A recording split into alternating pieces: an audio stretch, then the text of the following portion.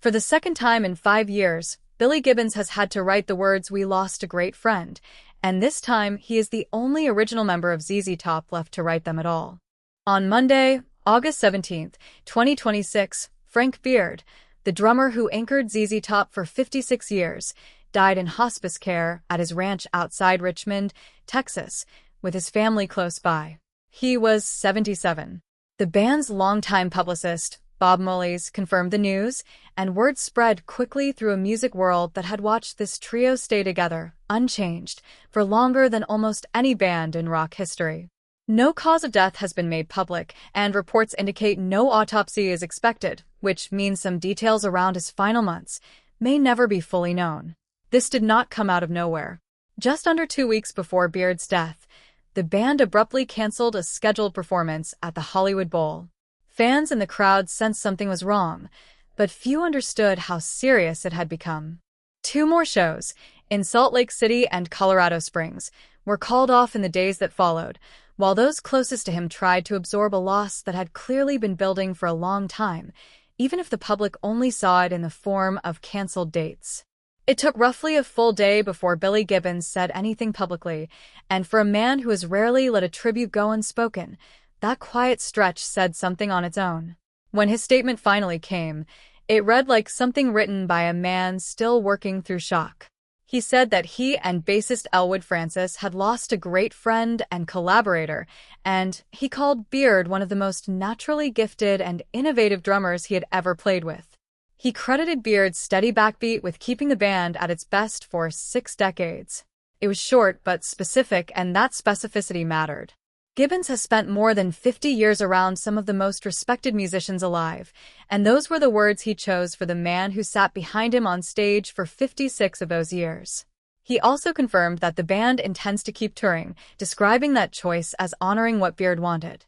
Longtime fans will recognize that sentiment immediately, because it echoes almost exactly what Gibbons said after losing bassist Dusty Hill back in 2021. That repetition isn't an accident.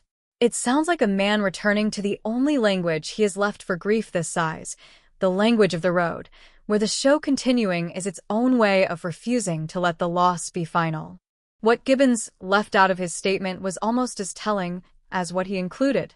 There was no mention of a cause of death, no funeral details, and no word yet on who might permanently fill the drum chair Beard held for 56 consecutive years.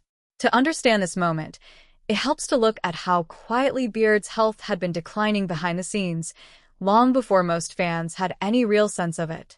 Back in March of 2025, while ZZ Top was mid-tour, Beard stepped away from the road, with the band's team describing it only as a health issue that needed his attention. The language at the time was careful, the kind bands use when they genuinely expect a member back within weeks. Longtime drum technician John Douglas filled in, and this wasn't the first time he'd been called on in a moment like this. He has worked with the band's live crew for more than 2 decades and had already proven himself in an emergency once before, stepping in during a European tour in 2002 when Beard needed urgent medical treatment abroad. Later reporting connected the 2025 absence to serious foot and ankle problems, the kind of injury that sounds minor until you consider that a drummer's entire career depends on hours of physical work behind a kit. Beard did return for a stretch of shows after that, and for a while it looked like the issue had passed. But by 2026, another drummer, Michael Monaghan, had also begun filling in at select dates, a detail suggesting his condition had become unpredictable rather than steadily improving. Then came the Hollywood Bowl cancellation in early August, and for longtime fans, that one landed differently. Looking back now, the pattern is hard to miss. A body that had absorbed 56 years of touring life was finally reaching a point it could no longer manage quietly. To understand why Gibbons has refused to let this moment end the band, it helps to go back 5 years, to the last time he had to find words for a loss this size. In the summer of 2021, Dusty Hill, ZZ Top's bassist since 1970, died suddenly in his sleep at his home in Houston at age 72. The band's statement at the time, issued jointly by Gibbons and Beard, was brief and clearly written by 2 men still absorbing the shock, calling Hill their compadre and saying he would be deeply missed. Within days, Longtime guitar technician Elwood Francis stepped into the bass role, and the band played its first show without Hill in Tuscaloosa, Alabama. What often goes unmentioned is what that moment meant for Frank Beard specifically. He had just lost a bandmate of more than 5 decades, someone he'd played alongside since long before ZZ Top existed, and he had to keep drumming through his own grief while helping hold Gibbons steady at the same time. Now, 5 years later, there is no Beard left to lean on, and no Hill either. Gibbons stands as the sole original member of a band that spent more than half a century defining itself by never changing its core lineup. Frank Lee Beard was born on June 11, 1949, in the small town of Frankston, Texas, and grew up in Irving. Long before ZZ Top existed, he was already working the Texas blues club circuit, and he crossed paths there with a young Dusty Hill years before either of them had any idea what they were building toward. Gibbons, meanwhile, had already gotten an early taste of something bigger, fronting a psychedelic band that once opened for Jimi Hendrix, an experience that gave him real credibility, but no steady group of his own.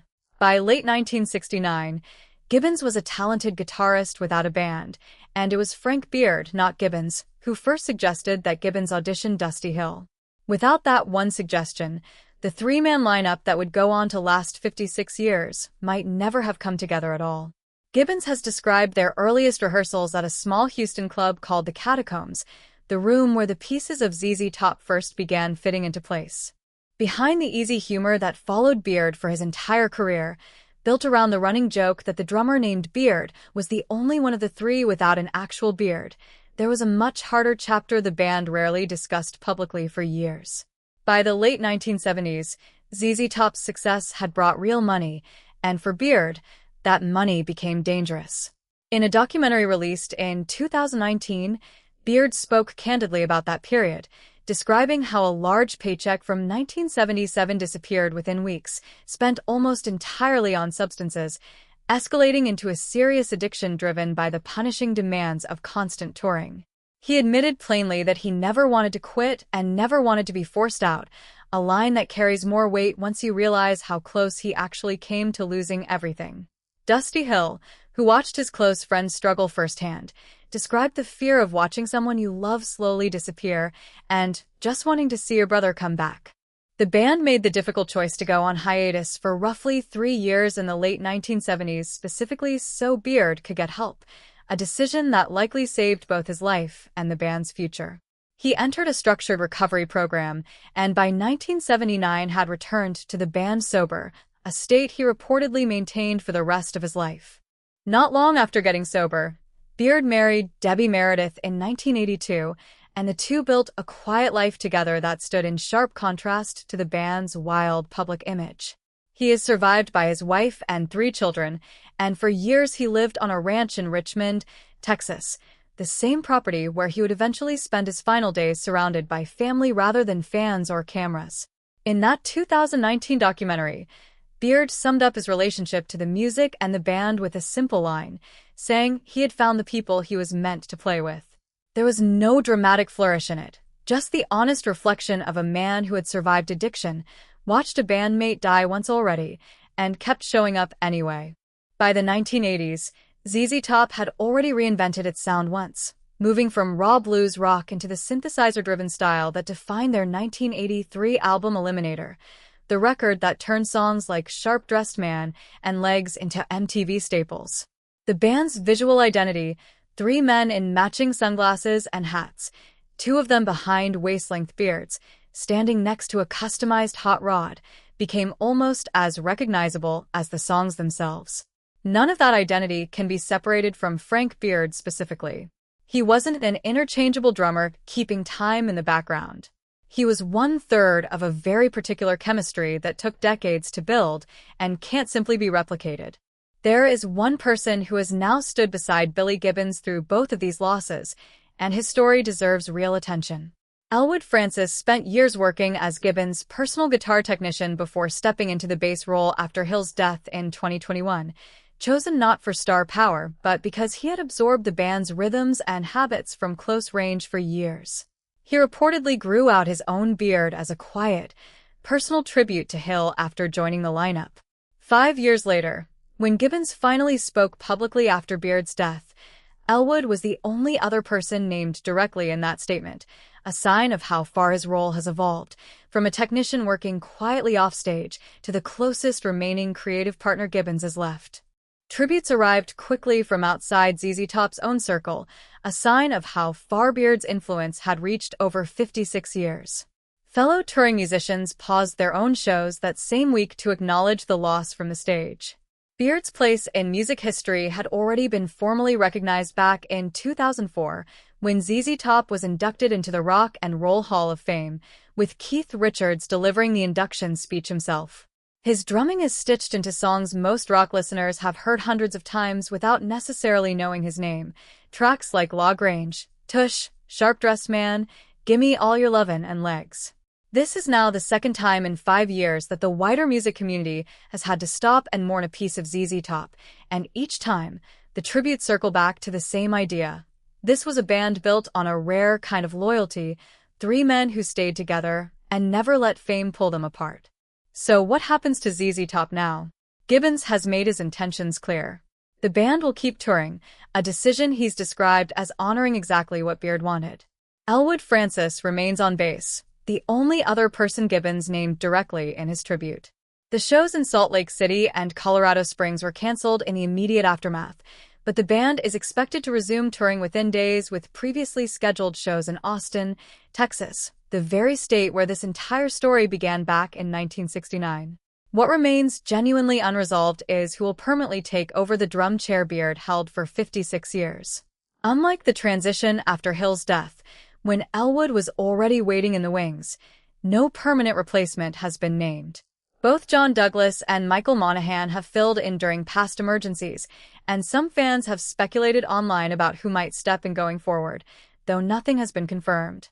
Billy Gibbons has now said goodbye to both of the men who built this band alongside him, and he is still choosing to walk out on stage.